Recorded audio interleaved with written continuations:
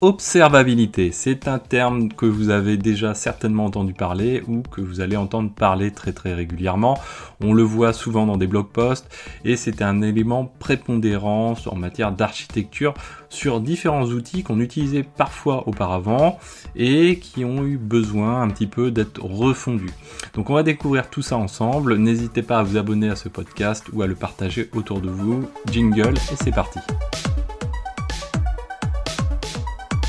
Alors oui, l'observabilité, c'est quelque chose d'important. La première chose qu'on peut dire sur l'observabilité, c'est qu'il existait déjà des éléments précurseurs à cette brique qui est l'observabilité. Puisque finalement, l'observabilité, c'est une fusion de trois éléments. On va y revenir tout de suite. Mais historiquement, une partie de ces trois éléments existait déjà. Puisque tout simplement, ces trois éléments, on va les résumer à, d'une part, le monitoring, en tout cas les métriques liées au monitoring, d'autre part les logs, et par ailleurs le tracing. On va revenir un petit peu dans le détail sur chacune de ces briques, mais en tout cas, vous voyez déjà, quand on parle de monitoring, métriques, c'est des choses qui existent depuis des dizaines d'années, et également quand on parle de logs, ça existe déjà depuis plusieurs dizaines d'années, on va dire, c'est quelque chose qui est quand même relativement ancien, et pour autant, c'est deux briques essentielles de l'observabilité. Alors pourquoi ? Parce que tout simplement, les pratiques se sont intensifiées, les périmètres se sont étendus. Il faut voir ça sur l'ensemble de chacune des briques. Ce qui se passait auparavant, c'est que, en tout cas, plus historiquement, les données qui étaient collectées étaient plutôt collectées avec des spécificités liées au système d'information, au système informatique même lui-même, c'est-à-dire plutôt des métriques de réseau, de système, et on cherchait plutôt à savoir comment fonctionnait, est-ce que, en tout cas, nos serveurs fonctionnaient correctement, notre infrastructure fonctionnait correctement. Maintenant, les périmètres se sont vraiment beaucoup étendus, avec bien sûr la partie applicative, mais également et encore en plus des données métiers pour pouvoir accentuer la supervision et voir des défaillances qui ne sont pas forcément strictement applicatives, mais qui peuvent être simplement des lenteurs qui occasionnent des difficultés, par exemple, pour passer des commandes, ce genre de choses. Donc c'est quelque chose qui est très important à avoir en tête. Alors donc on va revenir sur l'ensemble de ces trois points avec un petit peu plus de détails et quelques petits exemples. Première brique, donc le monitoring et les métriques. La première chose qu'il faut dire, c'est tout simplement que, comme on le disait tout de suite, les métriques ont fortement évolué ces dernières dizaines d'années. Pourquoi ? Tout simplement parce qu'auparavant, comme je vous disais, on est passé de métriques qui étaient strictement système et réseau, on va dire. Donc on avait toujours le CPU, le load, le trafic réseau, etc. Eh bien, ça s'est étendu. Ça s'est étendu tout simplement, dans un premier temps, à la brique applicative. Donc, bien sûr, on supervise les applications avec les métriques strictement liées aux applicatifs, donc qui permettent de checker leur performance. Et puis également, et ça c'est encore un petit peu plus récent, on va dire des données éventuellement métiers. On peut éventuellement retrouver des éléments de chiffre d'affaires journalier, ce genre de choses.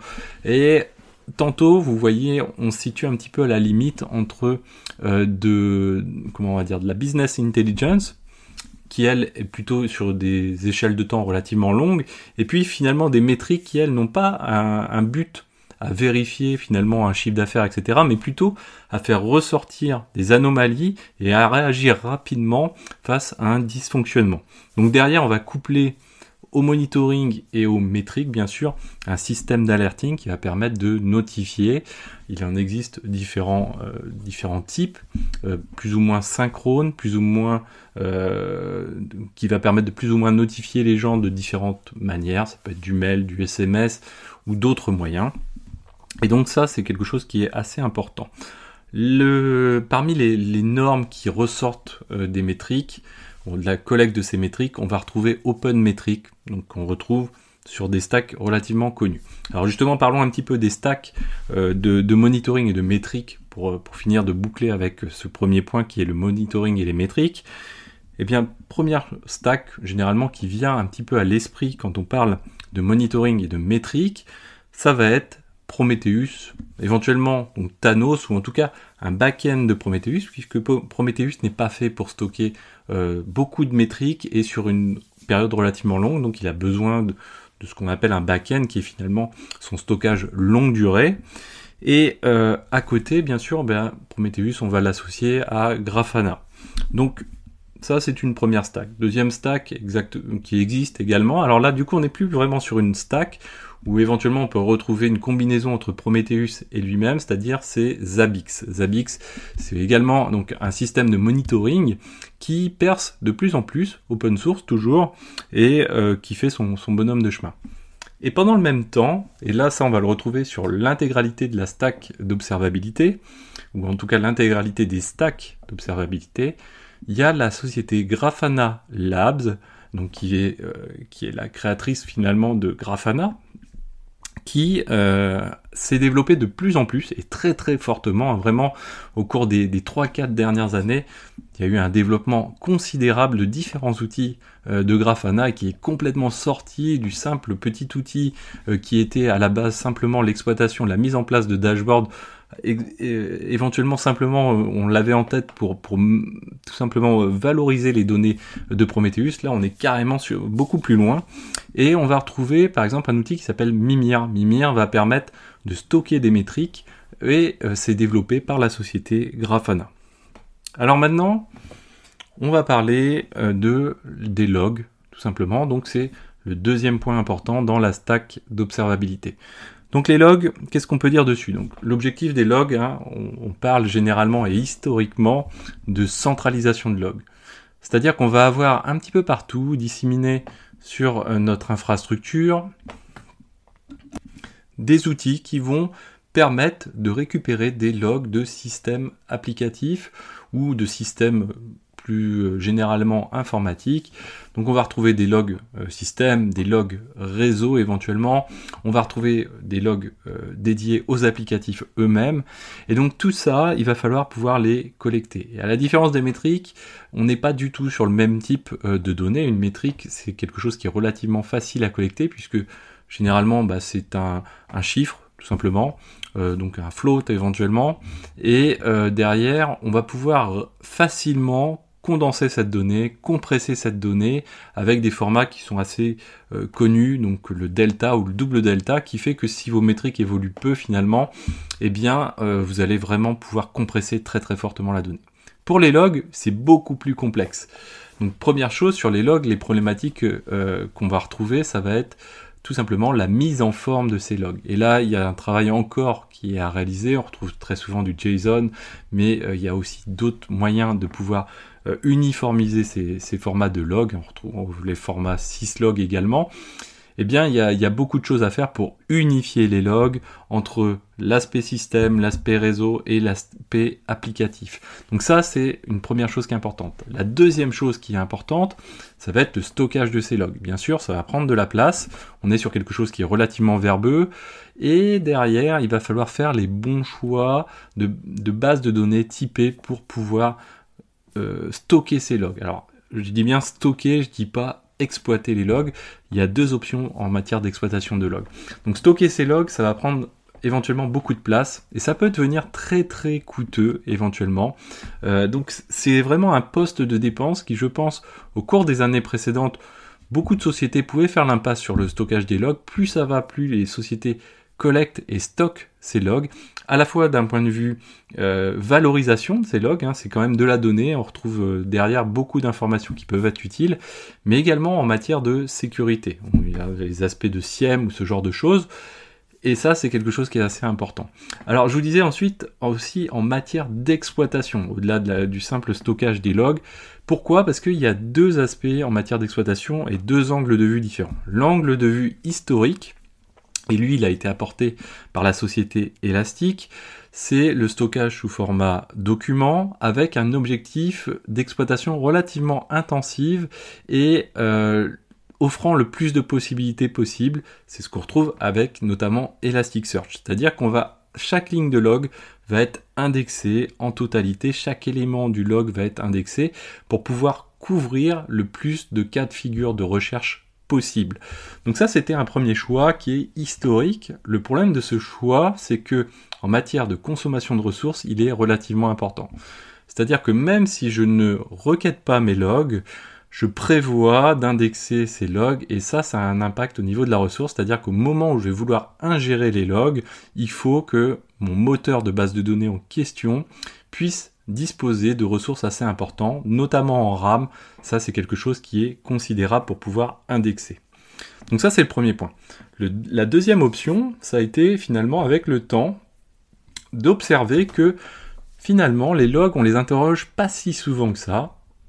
Et donc, de fait, mettre des moyens colossaux sur quelque chose qu'on utilise ponctuellement et vouloir avoir une réponse finalement très très rapide, c'est peut-être pas la meilleure option. Et ça, c'est le choix qu'a fait la société Grafana Labs, notamment avec le développement de Loki. Et là, ils sont partis sur une approche complètement différente en se disant, les logs, c'est quelque chose qu'on interroge très très rarement, très souvent sur une plage de temps relativement limitée. Et donc derrière, on va faire une recherche sur laquelle éventuellement on peut se donner du temps un petit peu pour attendre. Et donc derrière, ils sont passés outre l'indexation, hormis une indexation simplement du timestamp, quoi, on va dire, mais pour la partie vraiment string, la partie du log lui-même, eh bien, ils cherchent pas à exploiter l'intégralité de la verbosité des logs. Et derrière, du coup, ça fait un gain assez considérable en matière de RAM, si ce n'est qu'au moment de l'exploitation des logs en question, donc par le moteur de base de données donc qui est Loki, eh bien il va falloir disposer de CPU, puisque finalement c'est comme si on faisait un gros grep sur l'ensemble de ces logs. Donc ça, c'est un choix qui a été fait. Donc pour boucler sur les logs, qu'est-ce qu'on peut dire encore d'autre ? Bien, tout simplement, ensuite, on a aussi l'aspect qui est souvent un petit peu minoré et qui commence à émerger de plus en plus, c'est l'étape intermédiaire. Donc entre la collecte des logs et le stockage des logs. Derrière, on a une étape intermédiaire qui est soit de la transformation, ça c'est un petit peu plus rare, ou en tout cas de l'enrichissement, et puis également, on va avoir de la temporisation, en tout cas des outils qui vont permettre de la gestion asynchrone. Alors pourquoi ? Très très souvent, ça va être pour permettre d'éviter de faire, entre guillemets, surchauffer un moteur de base de données avec des pics de logs qui pourraient être très très importants, et essayer de rendre le plus linéaire possible l'ingestion de logs. Pour ça, il faut utiliser donc ce qu'on appelle des message queues ou des commit logs type Kafka. Et donc derrière, ça va être un outil un petit peu intermédiaire où finalement les collecteurs vont envoyer des logs sans se poser de questions en masse dans un outil intermédiaire qui va permettre de stocker et de temporiser les logs, et finalement ensuite un autre outil va venir les récupérer, un autre collecteur finalement, va venir récupérer les logs de Kafka pour pouvoir les écrire directement dans le stockage final, par exemple Elasticsearch. Donc ça, c'est quelque chose qui ressort de plus en plus. Pourquoi ? Parce que tout simplement, les volumes de logs explosent, de plus en plus les infrastructures sont de plus en plus grosses, de plus en plus on essaye de collecter des logs, et ça devient un sujet vraiment très très important. Alors on retrouve différentes stacks pour la centralisation de logs, un peu moins de choix ou de cas de figure possibles pour stocker les logs que pour le monitoring. On va retrouver notamment donc la stack historique qui est ELK, donc pour Elasticsearch, Logstash et Kibana, et puis éventuellement des bits, donc FileBit, qui est un collecteur de logs, tout simplement, et très très historique également. Et également, on retrouve EFK, éventuellement, qui est une divergente avec FluentBit ou FluentD, qui sont des outils également de collecte pour pouvoir écrire dans Elasticsearch. En parallèle de ça, on retrouve toujours notre fameuse société Grafana Labs, qui existe maintenant depuis quelques années et qui a développé un outil qui s'appelle Loki. Et donc, on retrouve les deux cas de figure, les deux solutions qu'on a vues tout à l'heure, c'est-à-dire d'une part, EFK, donc avec la volonté d'indexer beaucoup, et historiquement, ça a été basé sur ça. Et puis, de l'autre côté, Loki, qui lui, est donc la deuxième solution qu'on a vue tout à l'heure, l'idée étant d'éviter d'indexer au maximum. Et donc là, on voit tout de suite que la société Grafana veut se centrer et être le leader. Et d'ailleurs, on peut maintenant les considérer un peu comme leaders avec Elasticsearch, ou en tout cas la société Elastic de l'autre côté, sur l'aspect observabilité et l'ensemble de la stack d'observabilité. Donc on retrouve Grafana Lab avec Loki une fois de plus. Maintenant, on va parler du tracing. Donc tracing, c'est quoi ? Ce sont les traces. Alors les traces, la problématique, c'est quoi ? De quoi on parle exactement ? Alors les traces, c'est quelque chose qui est encore un petit peu plus récent que les deux autres stacks finalement. C'est quelque chose qui a émergé notamment avec l'arrivée des microservices. Pourquoi ? Parce que dès lors qu'on passe à une architecture de microservices, on va avoir un ensemble d'enchaînements d'actions sur des applicatifs différents. Le problème, ou en tout cas la difficulté qu'on essaye de résoudre avec notamment le tracing, c'est de se dire, ok, quand je reçois un hit, par exemple, de quelque chose sur un site de e-commerce, je veux être capable de retracer l'intégralité des actions qui sont menées derrière sur l'ensemble de mes microservices, sur l'ensemble de l'architecture, de manière à avoir une vision globale de quel microservice prend du temps, lequel ne prend pas de temps, et où je peux éventuellement corriger les choses.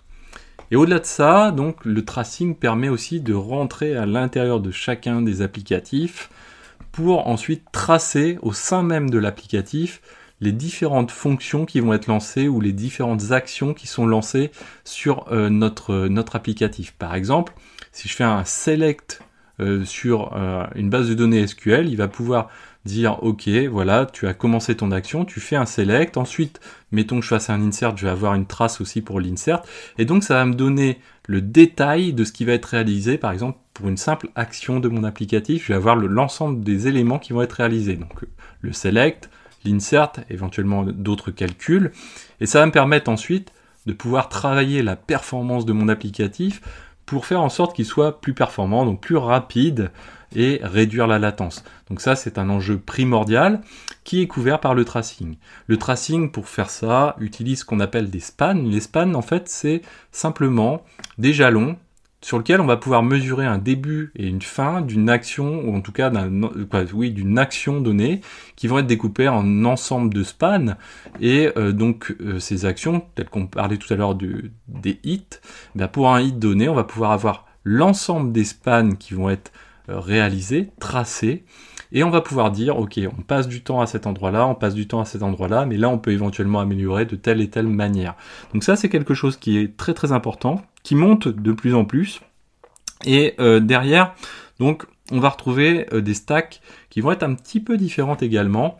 On va retrouver historiquement Jaeger, donc un outil qui est vraiment centré sur le tracing, et qui est toujours je crois qu'ils ont été rachetés d'ailleurs par Grafana Labs, et donc qui retourne dans la stack Grafana. Donc on voit tout de suite l'aspect observabilité, et tous les outils dont on parle de Grafana, l'objectif unique, c'est tout simplement, quand vous faites des dashboards au niveau de Grafana, la possibilité, au sein même d'un dashboard donné, par exemple sur un applicatif donné, afficher les traces, afficher les logs et afficher les métriques. Et ça, c'est quelque chose qui est important. Et Grafana va même plus loin que ça, puisqu'ils sont des outils type on-call, donc pour également tracer des résolutions d'incidents, etc.